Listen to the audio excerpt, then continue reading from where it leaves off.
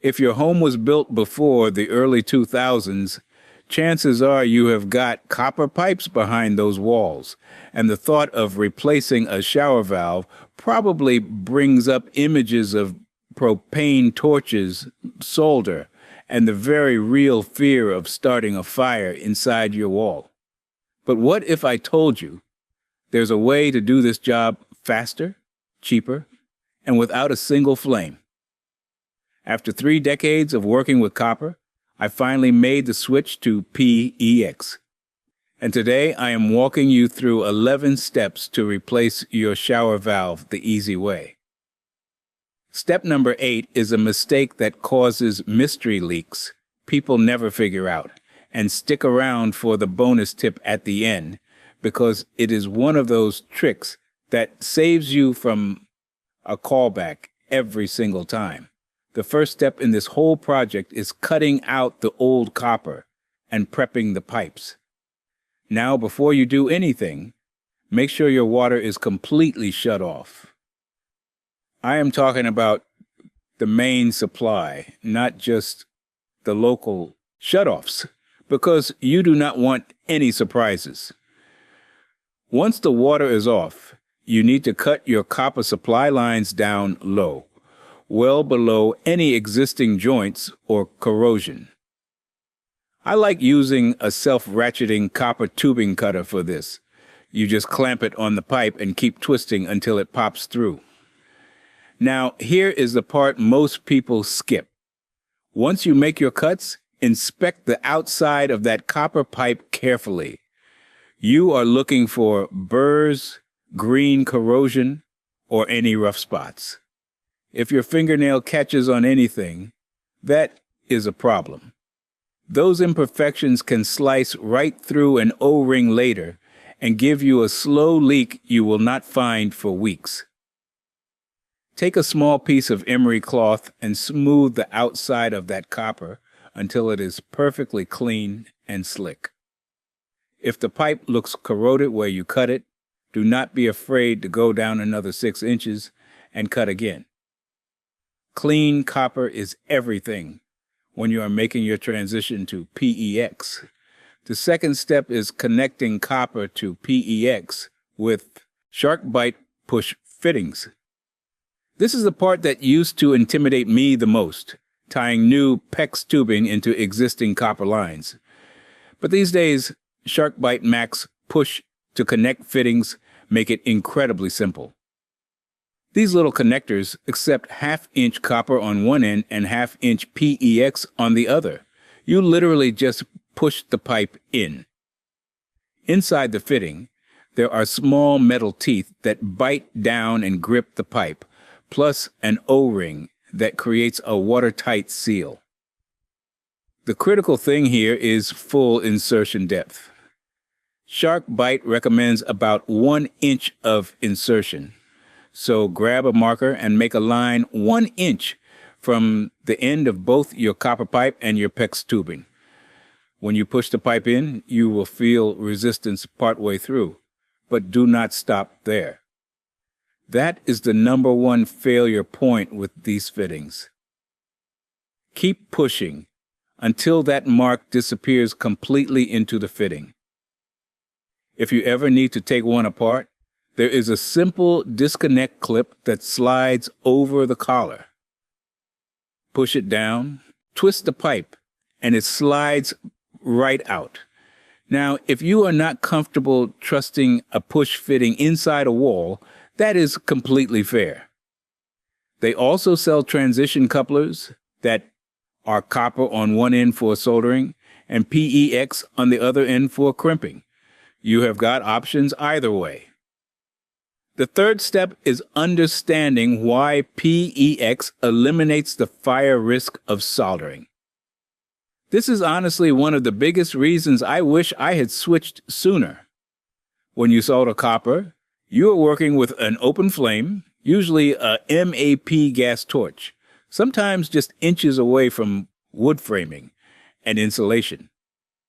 Even with a fire blanket behind the joint, things can go wrong fast. Unfaced fiberglass insulation will char and smolder if the flame touches it.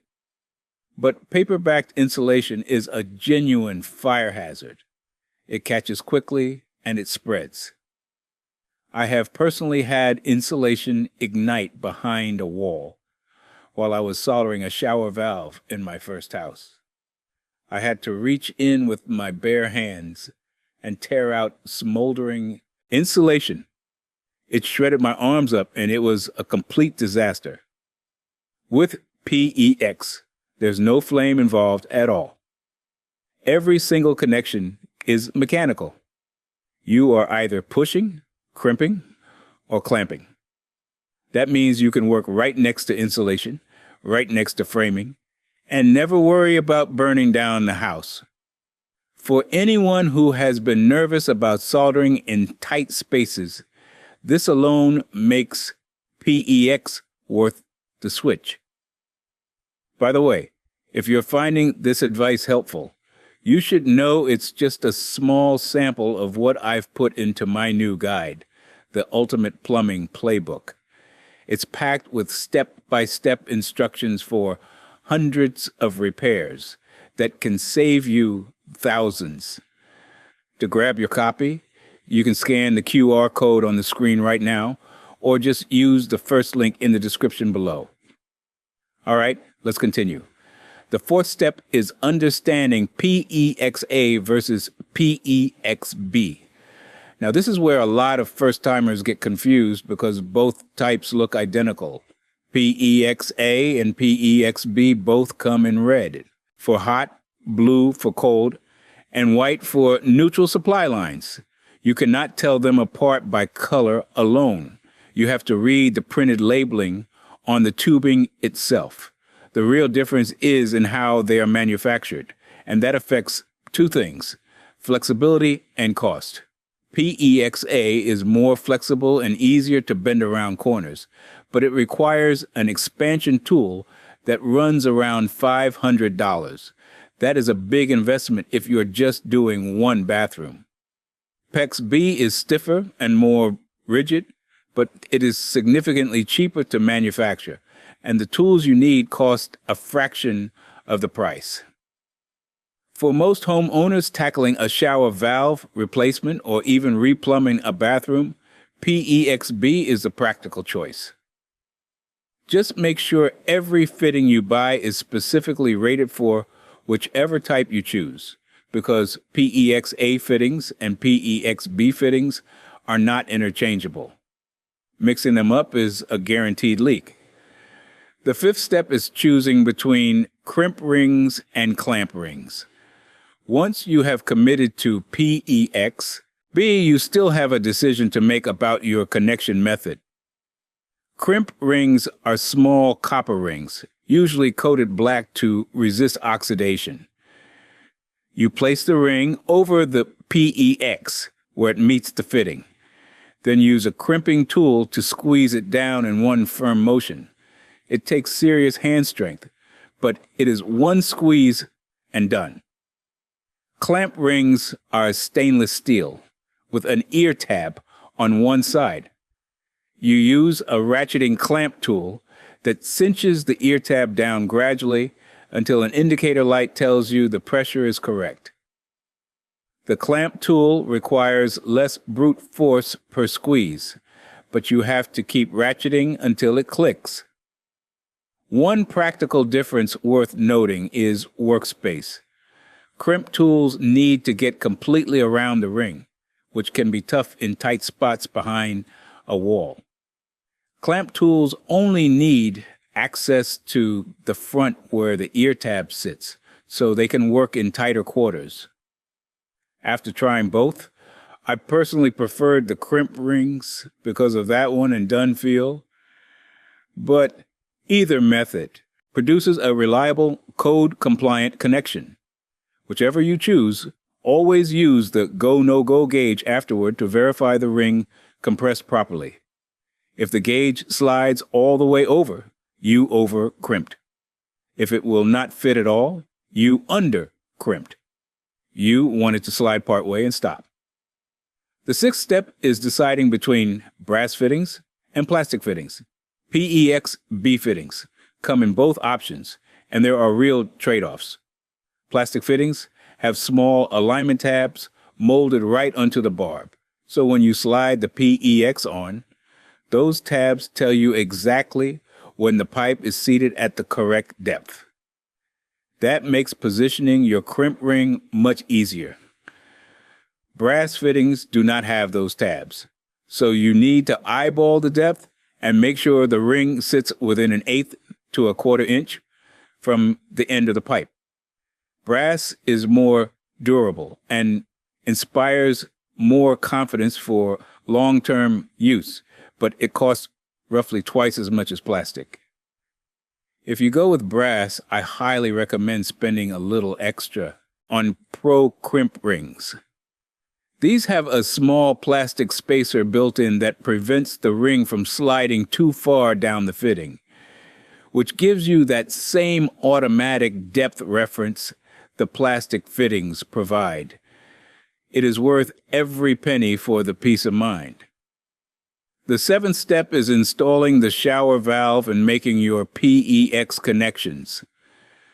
Your tub and shower valve need solid backing, so start by installing a 2x4 cross brace between the studs at about 36 inches high. Check your tub manufacturer instructions to confirm the exact height relative to the drain location. If the cross brace blocks where your PEX needs to run, notch it just enough for the tubing to pass through. Now, thread your adapters onto the valve body. For any threaded connection, I always use both Teflon tape and pipe joint compound together. Some folks use one or the other, but when this valve is going behind a finished wall, why not wear a belt and suspenders? Once the valve is mounted, cut your PEX lines to length and make your crimp connections. 6 connections took me under 7 minutes, which is dramatically faster than measuring, fitting, fluxing, and soldering 6 copper joints. The 8th step is avoiding the tub spout PEX restriction mistake. This is the one that trips people up and they never figure out what went wrong. PEX fittings are interior fittings, meaning the barb goes inside the tubing, which slightly restricts the inside diameter. On your hot and cold supply inputs, that small restriction is not a big deal because the water just builds back pressure in the system. But on the tub spout output, you are trying to push the full combined volume of hot and cold water through a single line. If that line has a restrictive PEX fitting, the water cannot flow fast enough through the tub spout, so it finds the path of least resistance and backs up through the shower head. That is why people leave 1-star reviews saying their brand new valve leaks from the shower head when running the tub. It is not the valve. It is the plumbing. The fix is simple. Use a copper stub out or a shark bite connector on the tub spout output instead of a PEX fitting. Keep that output as wide open as possible so the tub gets full flow without any back pressure pushing water up the shower riser. The 9th step is running PEX to the shower head with a drop ear elbow. For the shower head connection, you will use a drop ear elbow that has a PEX connection on one end and a female threaded outlet on the other. The threaded side accepts your standard shower arm. Here is a practical tip that saves you a lot of frustration. Make this connection down low before you mount it up high.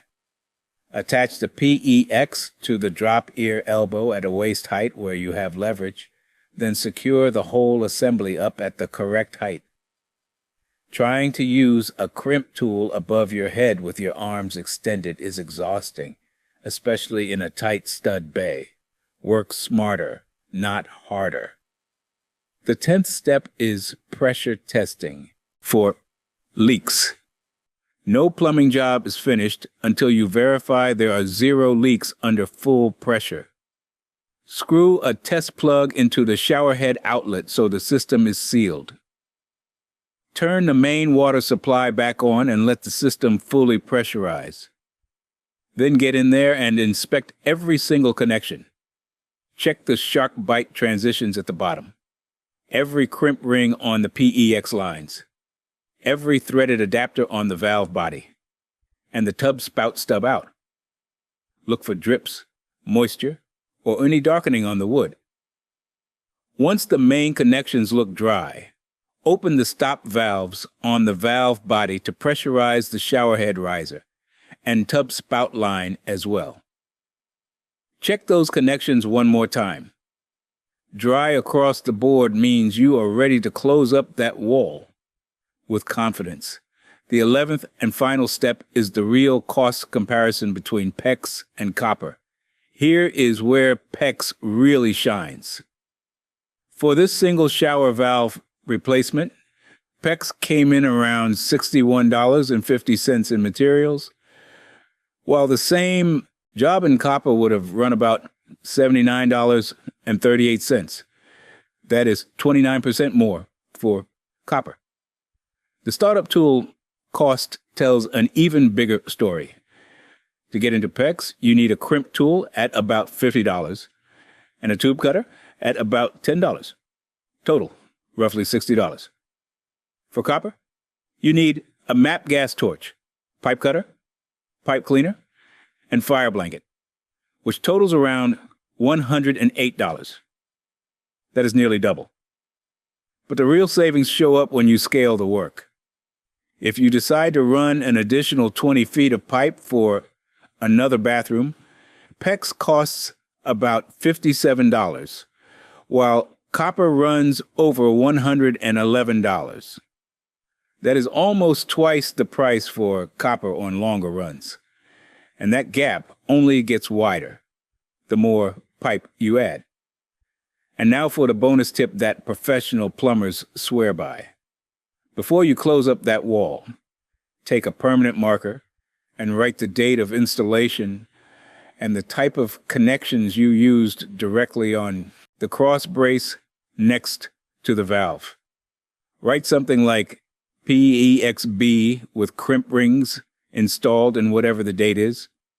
It sounds like a tiny thing, but 10 or 15 years from now, when someone needs to service that valve, whether it is you or the next homeowner or a plumber, they will know immediately what they are working with without having to guess, test, or cut open extra drywall. Contractors do this in commercial work all the time, but almost nobody does it in residential jobs. It takes 5 seconds, and it turns you from a DIY into someone who thinks like a professional. Before you go, I want to make sure you know about my complete guide, the Ultimate Plumbing Playbook. It goes way deeper than we can in a single video, with 85 pages covering everything from clearing any clog to replacing your own water heater. If you want to stop wasting money on simple fixes, this book is for you. Just scan the QR code on the screen or click the link in the description to get your copy. Thanks for watching. And if you haven't already, make sure you hit that subscribe button so you don't miss the next one.